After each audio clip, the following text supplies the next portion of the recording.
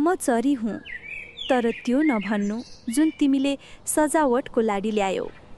तिमीले रङ्ग हेरेर रोज्यौ मलाई, तर मेरो पङ्खको गन्ध, उडानको भाषा त्यो बिर्सियौ।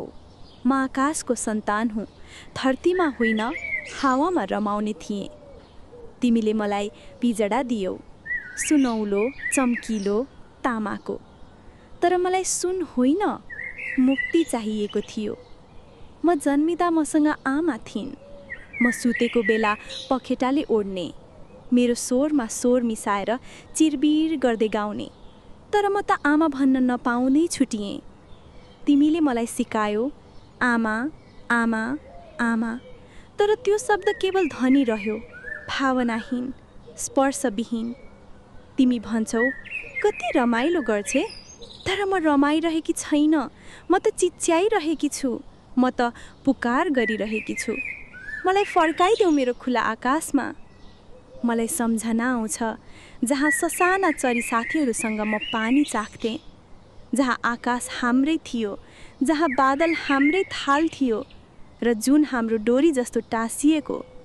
अब त्यो सब सपना हो, एउटा नमिठो सपना, जहाँ पिजडा मेरो साँझ हो र म भित्तामा टाँसिएका आफ्नै पखेटाको छाया हेरेर रुन्छु। म राति सुत्दिनँ, म बगैँचामा रमाइरहेका दौतरीहरू सम्झेर रुन्छु। उनीहरूले मलाई बोलाउँछन्, तर म जान सक्दिनँ। म पिजडाबाट कराउँछु, म आउँदैछु, तर स्वर थुन्छ फलामे बारमा। मलाई मन लाग्छ उड्न, मुटुभित्रैबाट एक झम्टो आउँछ, तर पखेटा थरथराउँछ।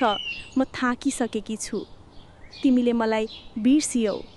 तिमीलाई लाग्छ म तिमीको साथी हुँ, तर म त केवल कैदी। म कहिलेकाहीँ तिमीलाई हेर्छु, कसरी तिमी स्वतन्त्र भएर टहलिन्छौ, बोल्छौ, हाँस्छौ, मनको कुरा लेख्छौ। र मैले त मनको कुरा लेख्न जान्दिनँ, तर हावामा लेख्न सक्थेँ, पङ्ख फैलाएर गगनमा कविता लेख्न सक्थेँ। तिमीले मलाई प्रेम भन्यौ, तर यो प्रेम होइन, यो स्वार्थ हो, एक कैद गरिएको माया, जहाँ प्रेमको नाममा पखेटा बाँधिन्छ।